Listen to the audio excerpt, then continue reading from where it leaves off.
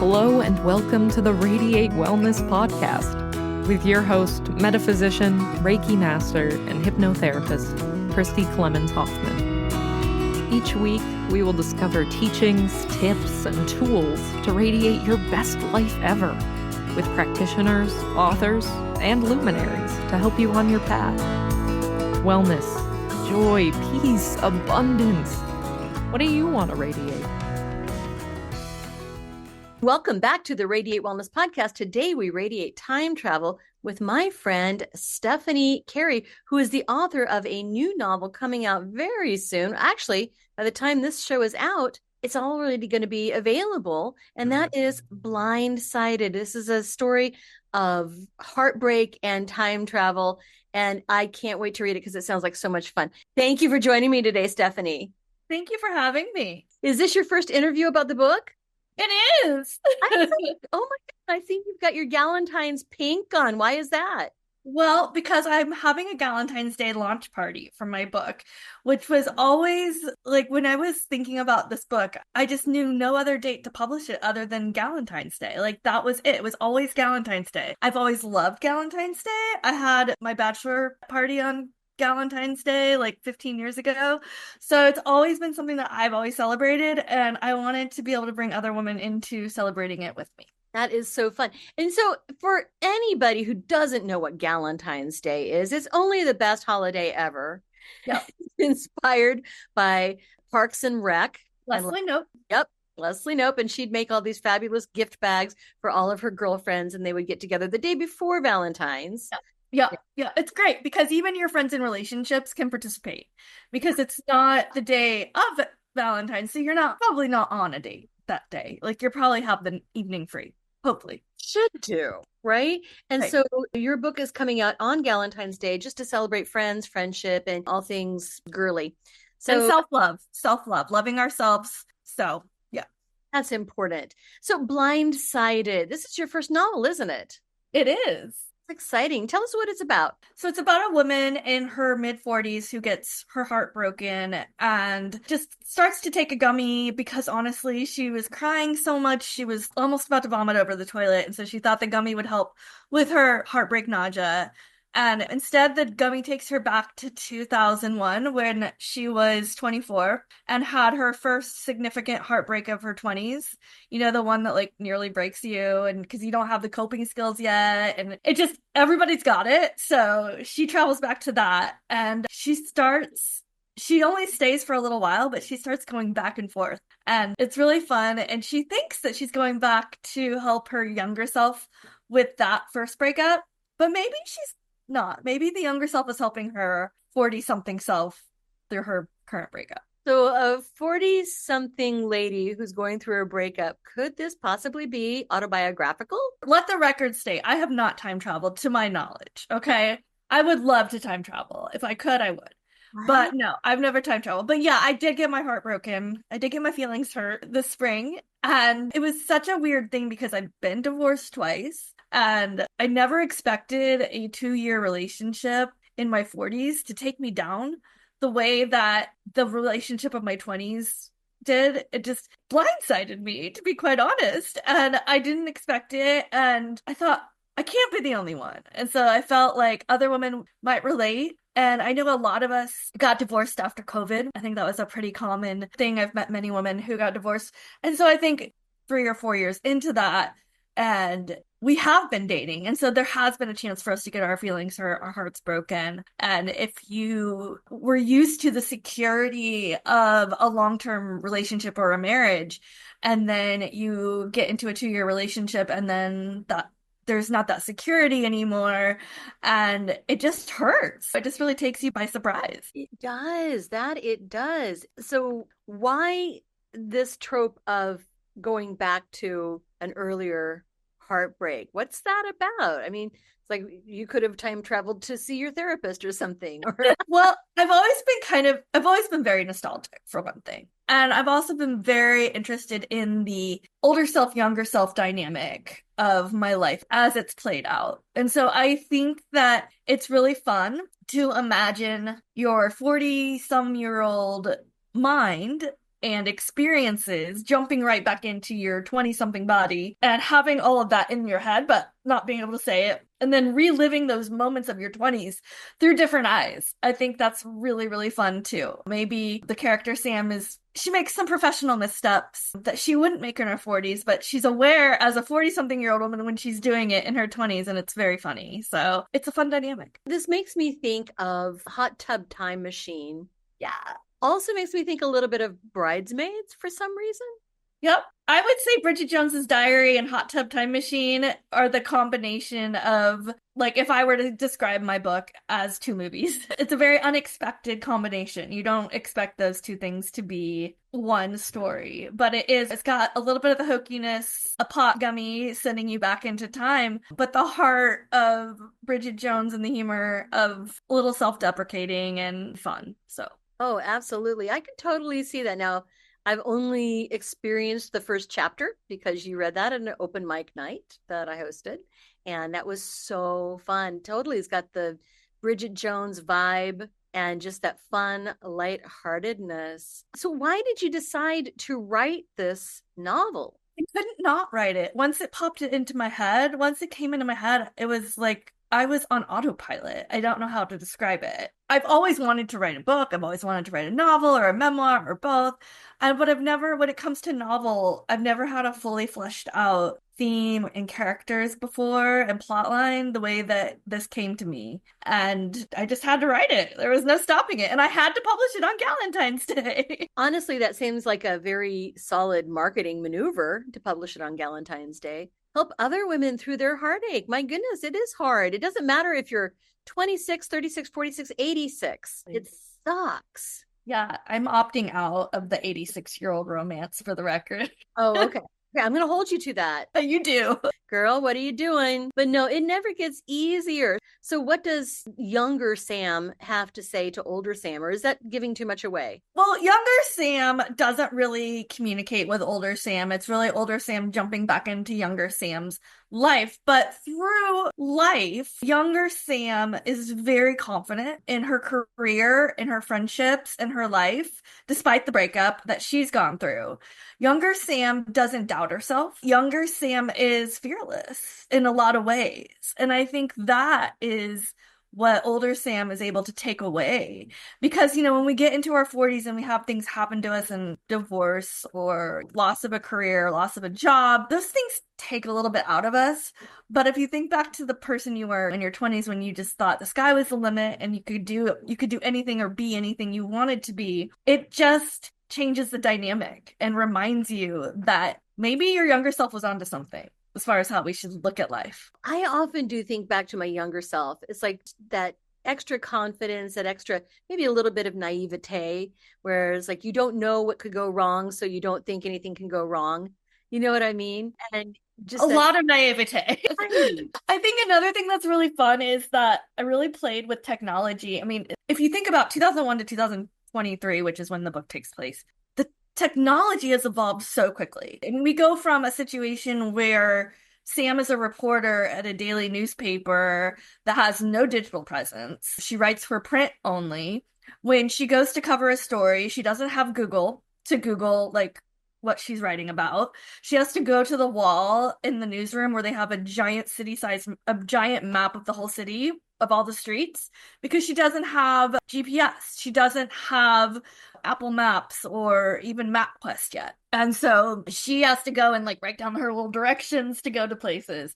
So there's stuff like that. And then the landline is so loud to her. Like when she's back in 2001, she jumps every time that the landline goes off. I say goes off like a bomb, but it does kind of feel like that to her because she's so used to the polite way that people's cell phones ring in their bags or their pockets, you know, back in 2023. So. Yeah, and I think you told me that Sam also gets her tips on fax. Yes, she gets her news releases from the fax machine, and the head of the newsroom distributes them to each reporter by their beat. So, yeah. It's so funny because anymore, time is just such a weird concept. And thinking of 2001 being before Google, before texts, before it's like mind-boggling because it seems like almost yesterday sometimes. Yeah. It's just so weird. Yeah, she does have a Nokia phone in 2001, the one with the cases that you could switch out and you could get them at the mall kiosk.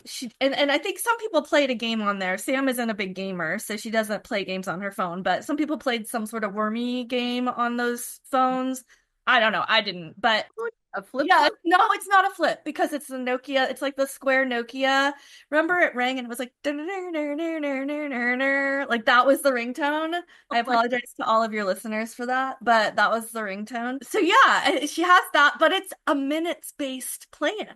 So she can't ever use it because she has like 15 minutes a month or something, and the cost for going over your minutes is exorbitant. So in fact, one of the first things she does to help her younger self out is flush the SIM card down the toilet so that her younger self doesn't rack up huge phone bills that she knows she did rack up when the boy broke up with her in her 20s, but she was trying to get his attention and calling him on that stupid cell phone.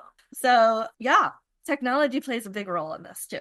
That's huge. Well, and the nostalgia factor too. That had to be so much fun. Yeah, no, the nostalgia, I had so much fun writing it. I would put on a 2001 playlist whenever I was writing the back in time scenes. Now I have a Spotify playlist that goes along with the book as well. So your listeners can check that out on Spotify. I don't know, do you send out, maybe put it in the notes? We'll put it in the show notes. Show notes, yeah. In the show notes, check out my playlist. It's a good mix of 2001 songs and then songs I like now in 2023. And that helped me through the real breakup that inspired this book.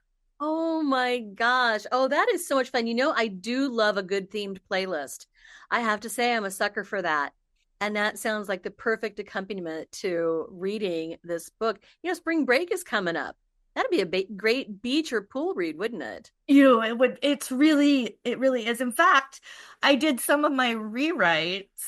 So I took a cruise for Christmas. Solo cruise, might I add. Yeah. So since I got divorced in 2020, Christmas of 2021 was the first time I did a solo trip. I started taking solo trips, and then I discovered Virgin Voyages, which is Richard Branson's cruise line that's very solo traveler friendly.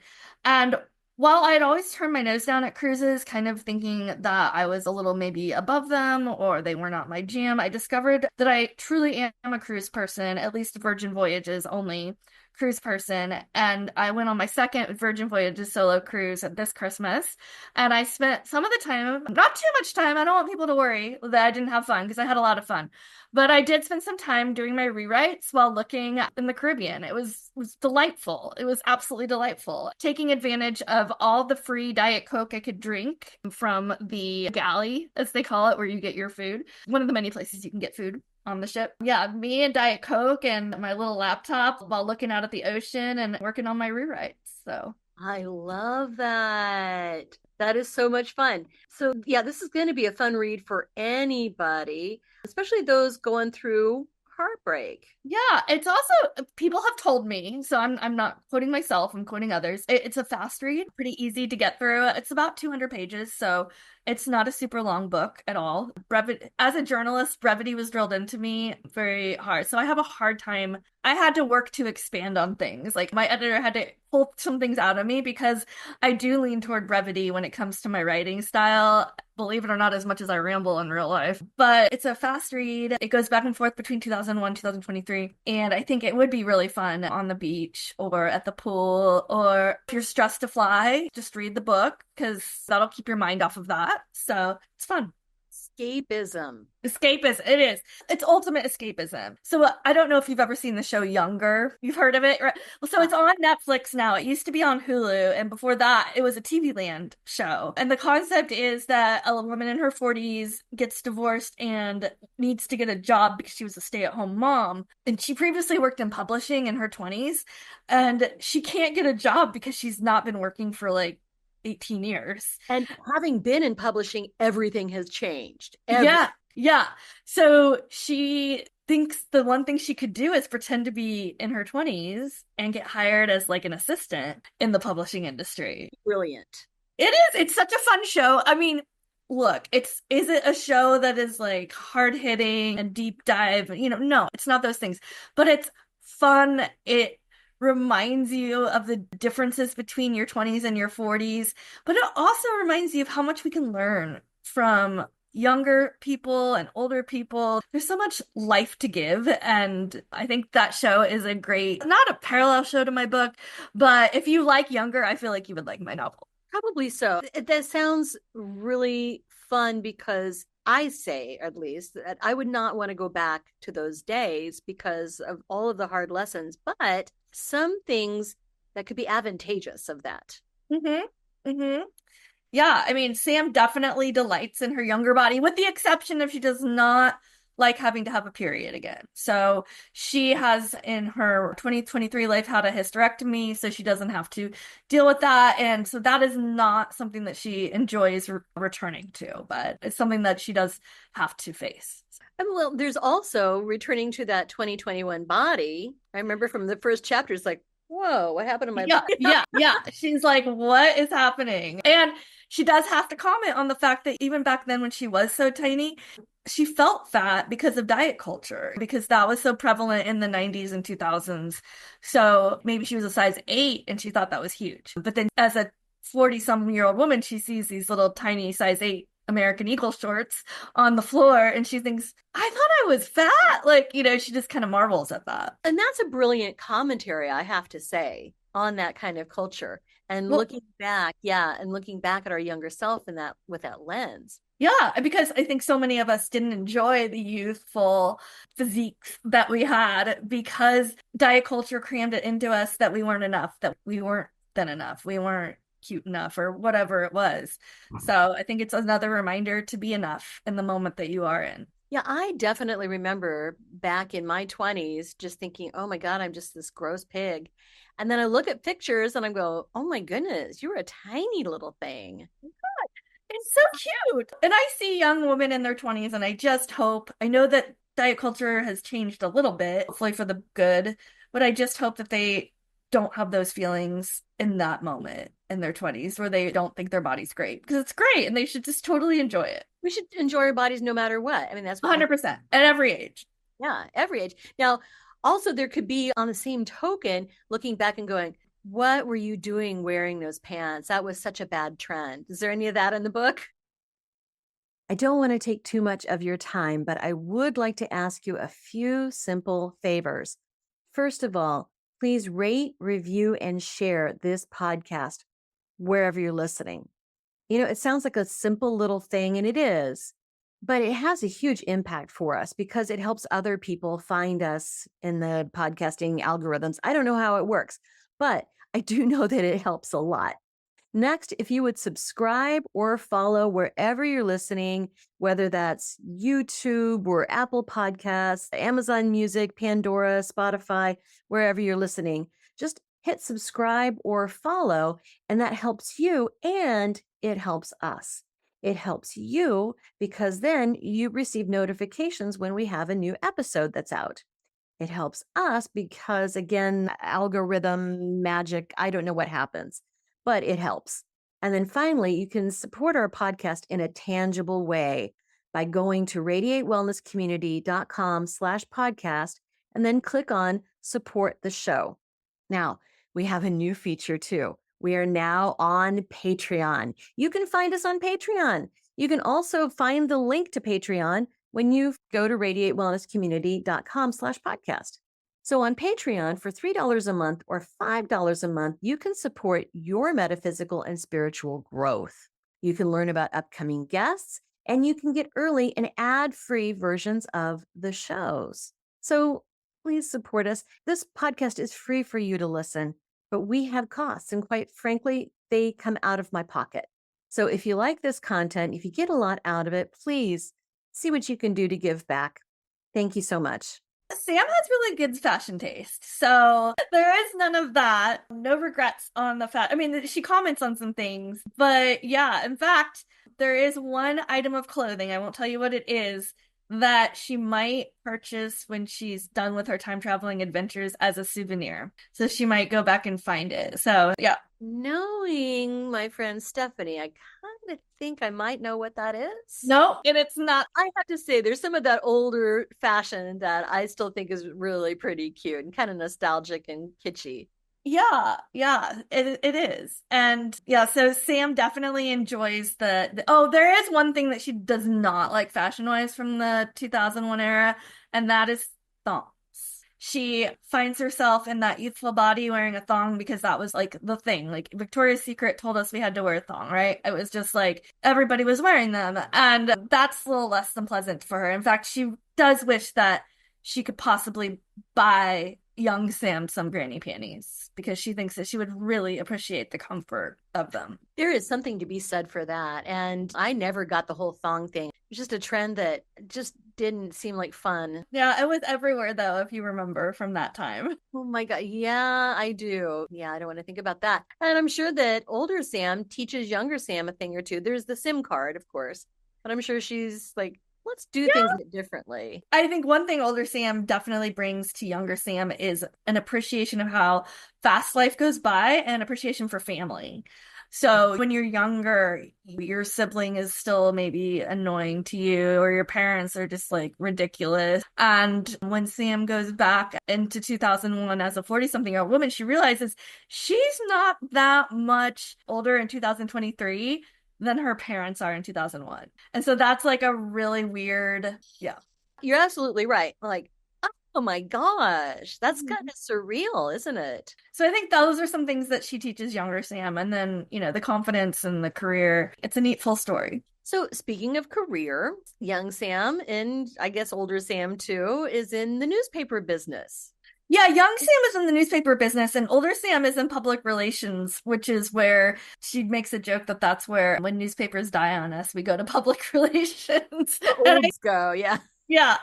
So she works in public relations in 2023, but she works for a daily newspaper in 2001. Yeah, which you did back in your early days, and having a journalism degree and owning a newspaper. I did. Yeah, owning a newspaper. Actually, when I bought the newspaper, and it was the Pitch here in Kansas City. I used to own the Pitch. I bought it in 2018 and sold it at the end of COVID. But I had a lot of younger staff and I was hanging out with them socially. And that's when they recommended me to watch Younger back then, because I was joking about how I was hanging out with all these 20-something-year-olds as a 40-something-year-old woman. So that's how I found Younger. But yes, I have been on both sides of the newspaper industry, both as a reporter, actually all sides of it, from public relations to reporting to being a publisher and owner of a newspaper, and also many years of being a tech vendor on the tech side of things, which is what I do today. Right. So preloaded, I suppose, or pre-designed websites for these publications. Right? Yeah, I sell web technology that allows them to do all the things they need to do digitally. Yeah, really, which didn't exist in younger Sam's days. Nope, did not exist. If someone would have told you what you would be doing, you probably would have thought they were crazy. I don't know. When I was a young reporter, I was really fascinated with the internet. I had an inkling that it was going to make an impact on things. It was going to change things. And a lot like the ways that we're seeing AI come into technology now, right? The internet was very much where AI is today. Back in 2001 when I was in the newsroom, we didn't have email addresses. If somebody wanted to email me for a story, they emailed my Hotmail account, believe it or not. It was a fun story from when I worked at the newspaper. So I was the lifestyle reporter. So every week I had to write. Tuesdays were health and wellness story. Thursdays I had to produce 2 entertainment stories for the marquee section of the paper, like Billboard Marquee. That was the name of our entertainment section. Friday was my least favorite, home and garden. I used to joke that I don't have a home nor a garden. And Saturday was religion stories. And Sunday was the big Sunday feature that had to be teased on the masthead. It had to sell papers, for lack of a better term. I mean, it had to be compelling enough to sell papers. So for one of my early Thursday marquee stories, I wanted to do a story about summer movies that were coming out. And this is back when at a local newspaper, you would have a local reporter write that story. Now that would be a national syndication story written by a real movie critic. But I thought, who can I interview? Who can I interview about summer movies coming out? Well, I happened to have a journalism professor from college who knew Roger Ebert. So I got to email Roger Ebert. It was just, he answered one question and I forget what the question was. I'm sorry, I should have that. Don't have it anymore because I can't look it up online because it doesn't exist online. If I want to go see my old stories, I have to go see a microfiche in Rocky Mount, North Carolina. Okay. So here's my Roger Ebert connection. He actually, by name, in several of his big, thick books of reviews. Ooh. That's because I used to work at a publishing company and helped work on those big, thick books of reviews. Must have been a kind person, because for him to help out a 24-year-old entry-level journalist in Rocky Mount, North Carolina, whom we'd never met, he didn't have to give me that time, and he did. And yes, he was very, very gracious.